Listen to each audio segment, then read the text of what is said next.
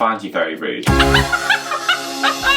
The Novympia channel is made possible by our gorgeous patrons who get early access, exclusive content, and buyer's remorse. And a glorious look out for Olympia's disintegrating eyeshadow in this one because she couldn't be asked to set it properly and it was 35 degrees out to our brand new patrons John Connolly, Nick Morgan, Skinny Minnie, Oliver J. George, General Fondue, Trevor Pugh, J.A. Ben, Justin Santoro, Aniko Cryptid, David Carlin, Peach Petitich, Jane Kendra, Yema Francis, Emilio and Catherine Townsend. Let's start the shit show.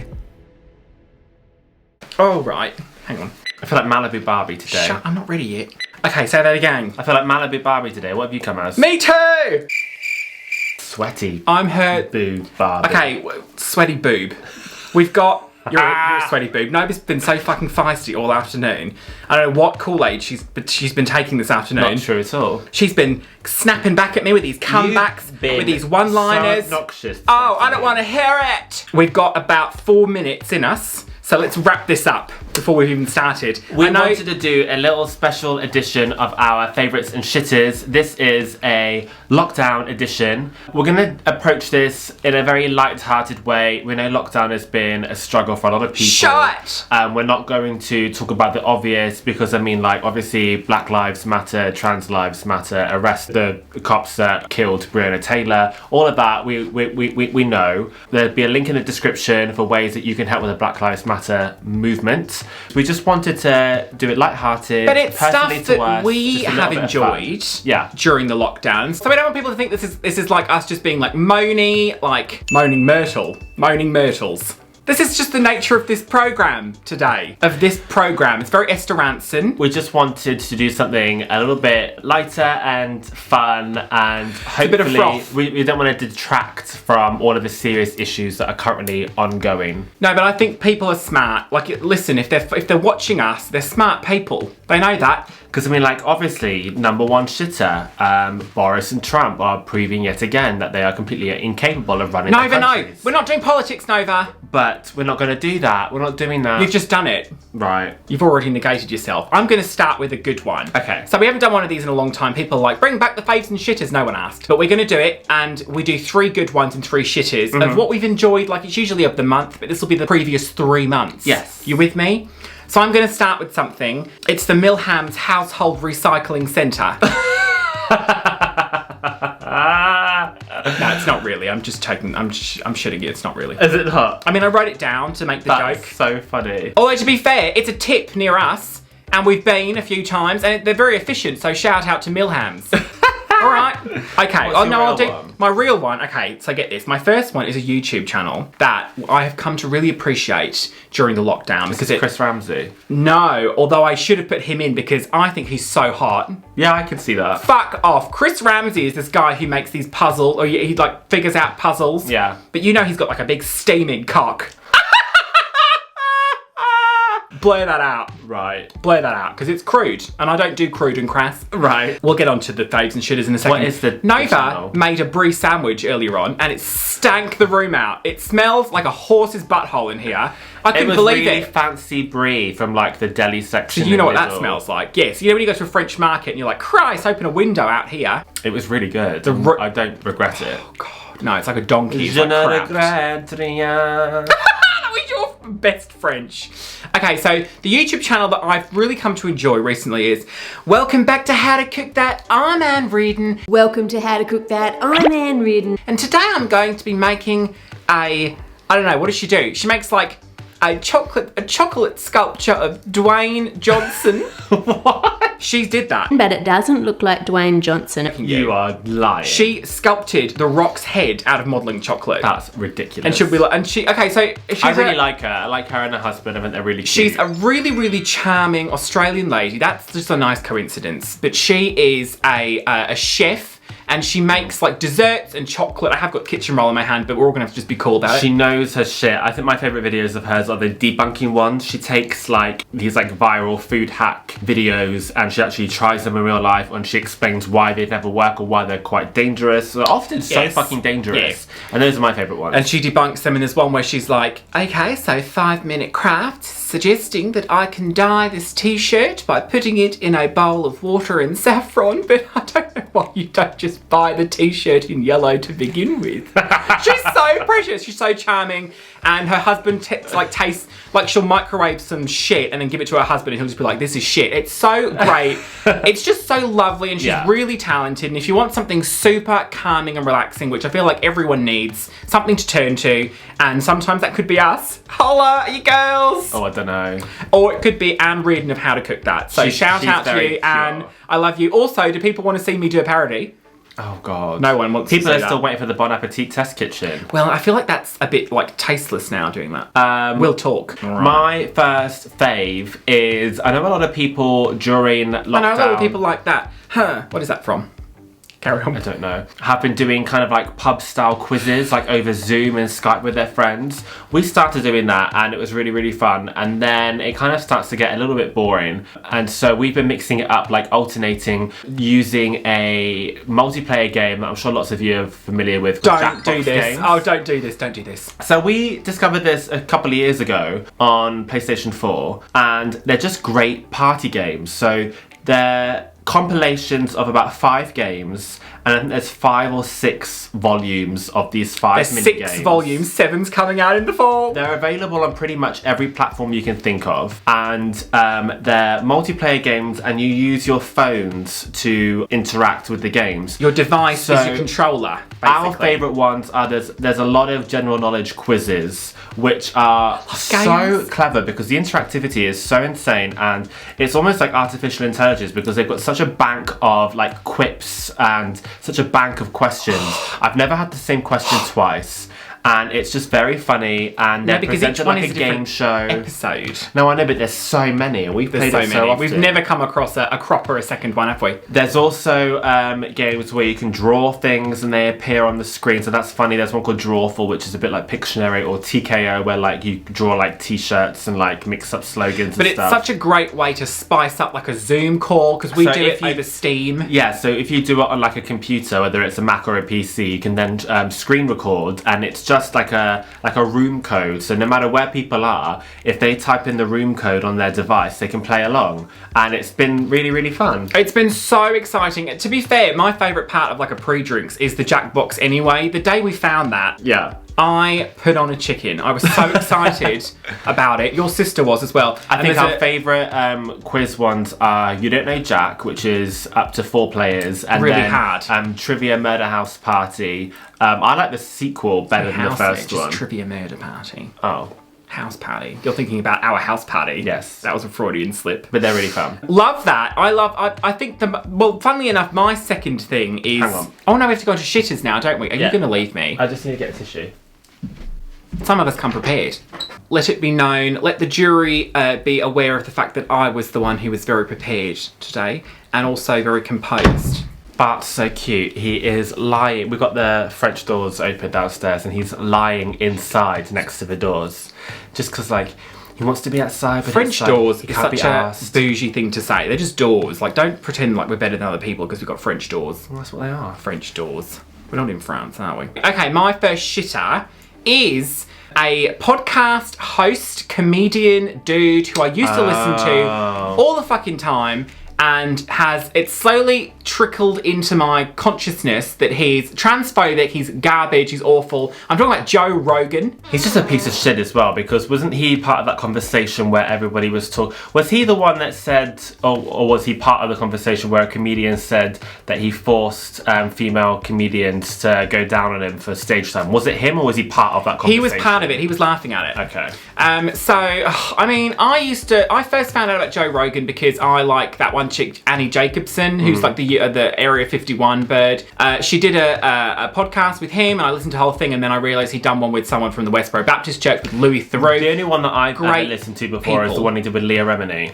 Did one with Leah. That's the only one that I've ever seen. The people he gets on his show, I mean, he's got to be one of the highest ranked like podcasts in terms of like charts or whatever in the world. He gets all these like A-list celebrities on, and they're great conversations for the most part, but it started to kind of like, I listened to a few sort of outsider ones I wouldn't really listen to, and it started to kind of irk me that he was sort of like, there were a lot of blood laughs. He was laughing at just kind of the wrong aspect of it, and I realised afterwards that like, in the same breath, he'd be very defensive about gay people, and then he would just say the most like bigoted, like transphobic stuff. And I was just like, this guy's not like, he's really not got the right, like, he's not got his head in the game, honestly. I was so disappointed. Performative.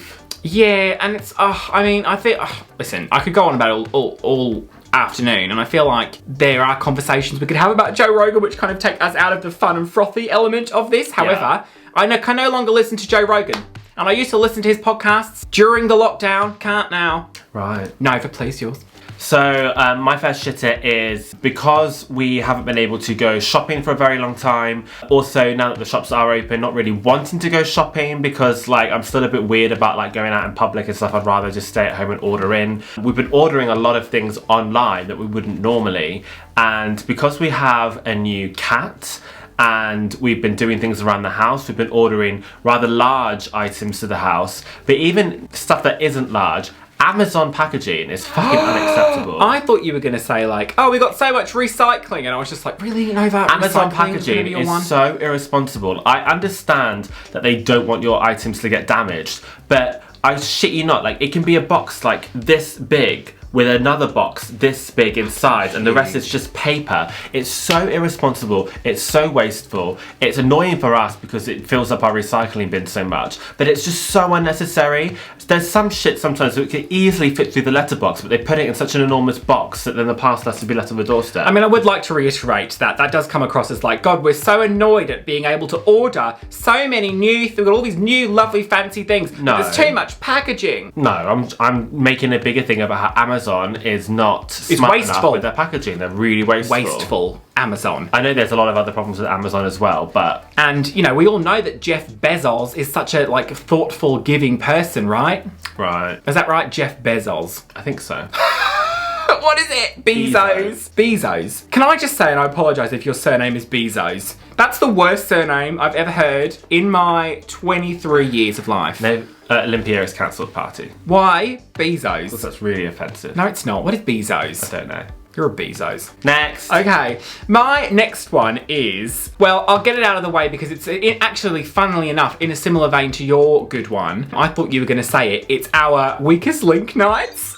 Oh yeah, I like those. Okay, so listen, if you're alive and if you've got like internet access, you've probably been a part of some sort of Zoom call or, you know, like a Skype call, group call throughout lockdown because it's like something that you do with your friends. I look forward to it. It's like, what else do you have socially going on? We've done this every weekend, I think, mostly for the past 3 months, and we've done game night, Friday or Saturday, something like that, and there's like a bunch of ours. And it used to be us taking it in turns to write pub style quizzes, and then we did the weakest link thing, and now it's kind of evolved into like Jackbox as well. Yes, but I came up with the weakest link because someone was supposed to host the quiz and they bailed, and I was like, what can I come up with in the space of an hour? So I downloaded all the sound effects and I put it in like a final cut. Listen, you can do this at home as well. I'm telling you now, how intense is it, Nova? It's really, really fun. It's really intense. So intense. You put all the sound effects in a timeline on like final cut. So Olympia is always Anne Robinson. Yeah, because I'm the only one who's got the smarts to put it together. I don't think anyone else, our friends, Charmaine wouldn't have a fucking clue. You would go to shit. Yeah. And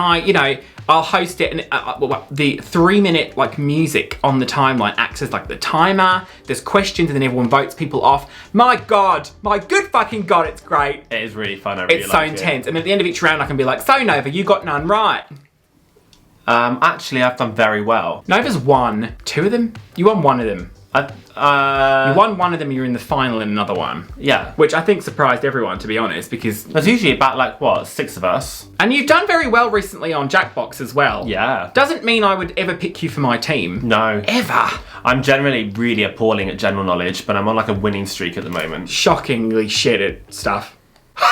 Okay, but yeah, if you'd like to, know some more information about how you can host a weakest link evening, well, just sort of like make it up from here, because I'm not going to do a tutorial or anything. But, it's oh my God, it has so been much really fun though. Okay, go for it, Nova. So, real big positive that came out of being forced to stay at home was having complete, uninterrupted time to play the Final Fantasy VII Remake. Because that was a game that a lot of people have been waiting a very long time for, and people that work kind of like 9-to-5 jobs, you've got to kind of like assign time to play something like that. And I was thinking about maybe taking a couple of days off when it arrived, but it's been nice that I was able to play it in my own time. I finished it in my own time. I didn't have to worry about any other commitments other than you guys. And that was like a real positive, I think. And I really enjoyed it. Let people enjoy what they want to enjoy. That's my mantra. Right. Is that a bit of a dig? No. Yet another dig. Yet another dig at you. We listened to it yesterday, didn't we? We did. Who is that? Bob the Drag Queen? You were just dripping. Stop! I'm dripping. I'm dripping. No one noticed before you'd said, and that, you know. I think they might have done. Well, have you said your piece about Final Fantasy, was it 8 remake? 7 remake. Have you said your piece about that? I liked it. I was expecting there to be a patch by now to fix some of the texture problems, because there were some texture problems in like some background models, and we were all led to believe as players that this patch was delayed due to COVID-19. I feel like it's been enough time now and there still isn't a patch, and I wouldn't really care if there was one now because I've long since finished it, but otherwise, it was really, really good. It was better than I was expecting, and I liked the ending. Gorgeous. What is it now? Is it a shitter? Okay, so this has been like a real thing for me I mean, I'm not suggesting that I'm alone in this. Every single person is exactly the same. Is the lack of social interaction. Thank you so much for that. Is the lack of social interaction, which has been, you know, the Zoom calls is so much fun and stuff, but after 3 months, like, you just want to fucking see people, right? Am I not good enough for you? You're fine. Like, you're okay. You're not, it's not the worst person to be, like, locked up with. Thank you. Thank you, Michelle. But the biggest thing for me, that have been on lockdown on their own. I know. This just feeds into the whole thing about like I'm so grateful for everything that we have been able to have during this time. But the one thing we haven't been is not able to host parties. That is now Nova and I are hostesses with the mostesses, aren't we? We always have people around ours. People because come I just think out of our circle of friends, we have like one of the largest houses, and that is because like we're a couple, isn't it? So we've got the nicest house. We've got a few other couples in our friendship group, but I think we've been together like maybe the longest. All of our friends, their homes been here are the gross. longest. That's not true. Out of all of our friends, but everyone. What I'm trying to say is like gross. Our house has always been a bit of a hub for our friends, and we absolutely love that. And it has been very strange not having anyone around. It's good geographically as well. I feel like it's kind of in the middle of everyone. Yes, that's also true. It is in a good area. People can just like come there and like plonk themselves there. And we always do like, what do we do? Like a champagne reception. We might put some of those hibiscus flowers in like a flute. Love those. Love those. So fucking expensive because they're imported. But they're nice because they make the champagne taste a bit like jam. Love that. Yeah, that is also, good. You know, we'll put like some hors d'oeuvres out, like a little sun-dried tomato on a mozzarella bruschettina.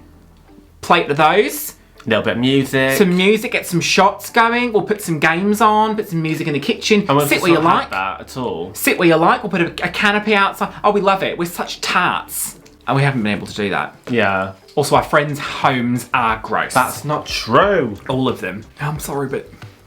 Okay, so my next shitter is the amount of movies that have been delayed release because of the pandemic, or animated movies specifically that seem to have gone straight to VOD and not getting theatrical release, which I think is really, really sad. I mean, I was really looking forward to seeing Scoob. That went straight to VOD. What? But I have since learned that was a load of shit anyway, that film. What's but Scoob? Still, Scoob. Scooby-Doo. The Scooby-Doo prequel. There's a new SpongeBob movie coming out, which is going straight to VOD. What else was there that's been delayed? Wonder Woman was delayed, Soul was delayed, Mulan was delayed, Raya and The Last Dragon was delayed. These are all movies that I really want to see, and I really think cinemas are going to struggle with this because they're going to have limited capacity for a long time. I think there's going to be a lot of movies being released all at once. I think they're going to really struggle to schedule in these movies at the cinema. This is really rude, and I'm going to stick this up your asshole. No, you wouldn't manage to get it up there. It would get sort of halfway. I feel like how sweaty you are. It's just going to go... No, because it's so like the friction burn of it all.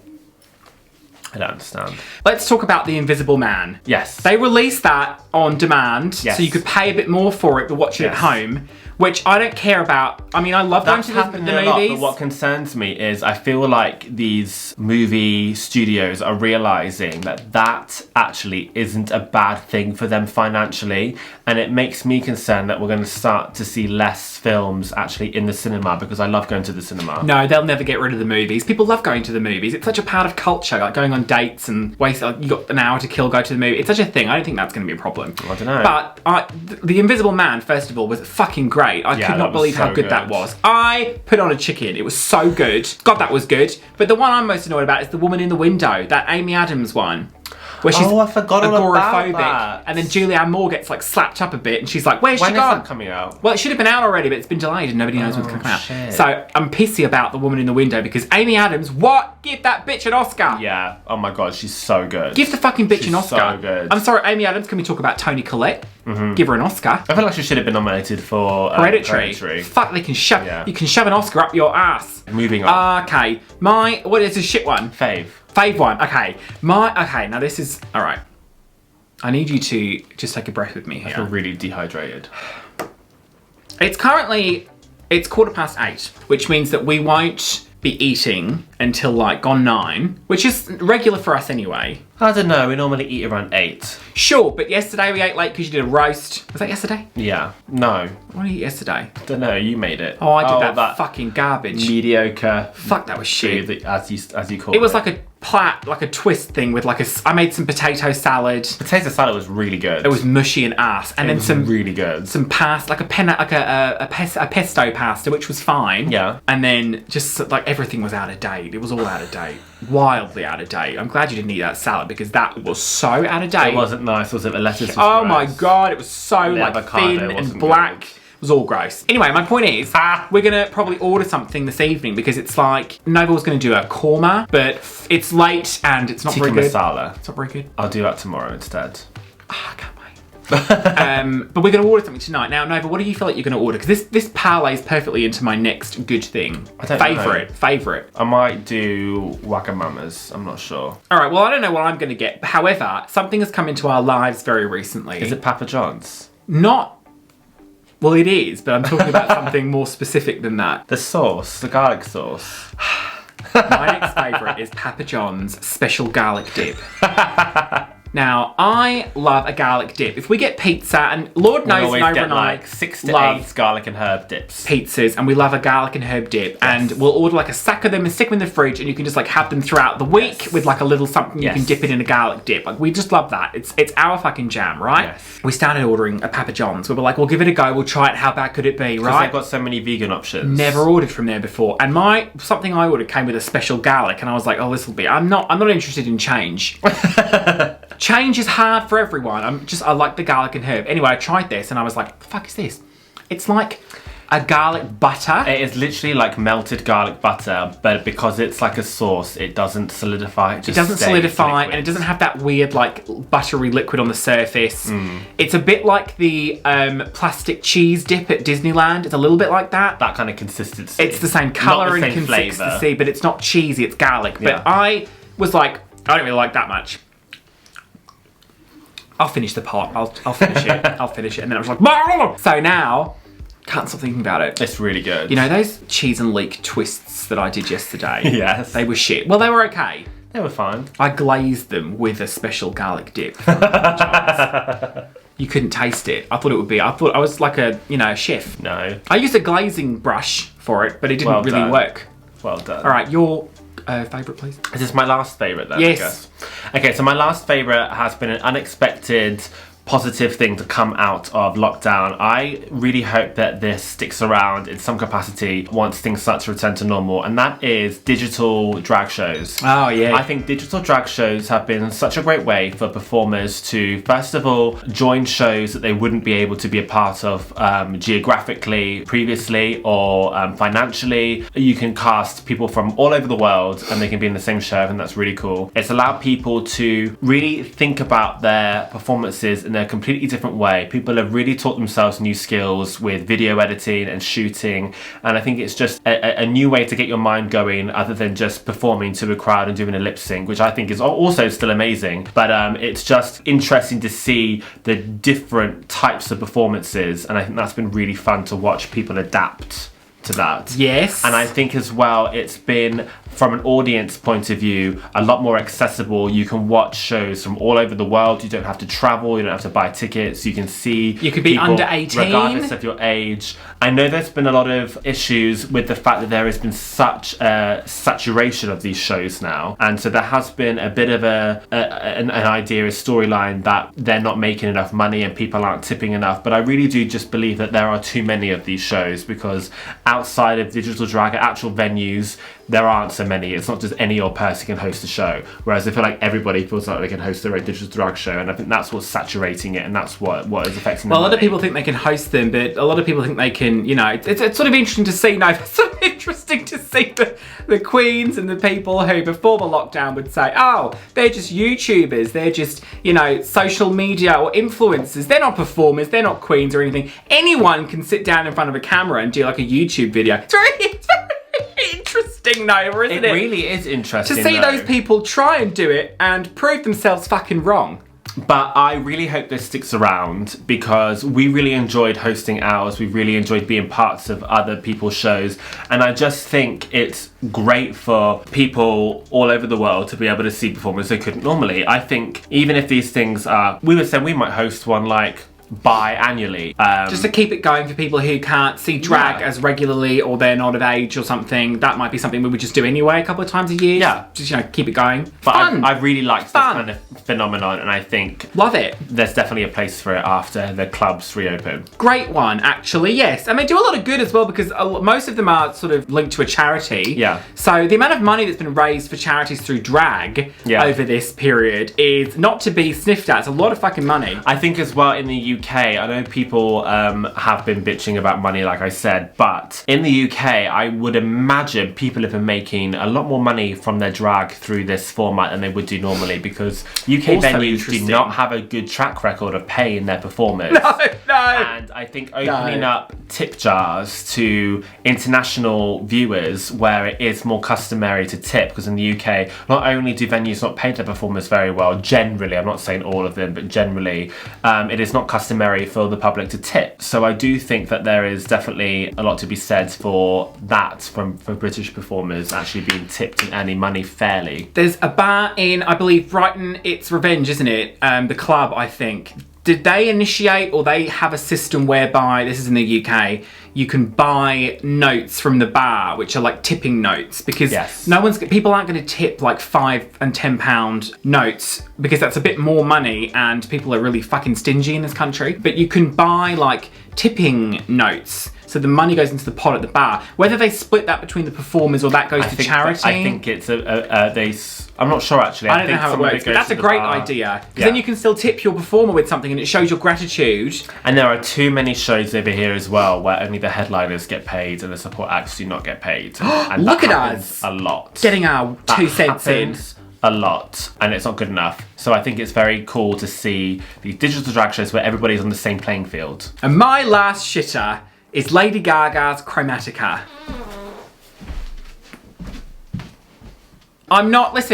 People tweeted me no end when that came out and they were just like, RIP Olympia, I hope you're managing through this time. I hope you're not struggling with whatever the fuck. I'm genuinely surprised. I know you're not a big fan of hers, but I'm genuinely surprised that you dislike it so much. I really thought that there would be more songs that you liked. I don't dislike it so much. It's not that I find it particularly aggravating. I find a lot of it boring. Funnily enough, I love the aesthetic of it. That kind of like matrixy 90s. Yeah, it's cool, isn't it? It's very kind of like colourful, but it's also very like dystopian. I love the look of it. It's great. The visuals are really good. I also like how cohesive and consistent the visuals are. The album artwork, the single artwork, all the music videos, all of the same kind of feel, and I really like that. I just find it all a bit dirge. I think a lot of them sound the same. I know people are going to say, fuck you, whatever. It's my opinion. This is the whole point of the video. It's faves and shitters. I just don't like it. You're entitled to your wrong opinion. Oh, shove it up, you clam.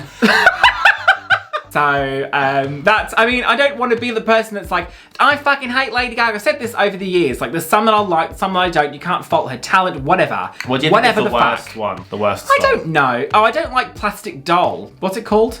Plastic Doll. I don't like that. It's just boring. The one you find the least offensive is Sign From Above, isn't it? Well, I like that, but I don't like when Elton John comes in. That is the best song. When I was young, I was... so good. What is it? I was haunted.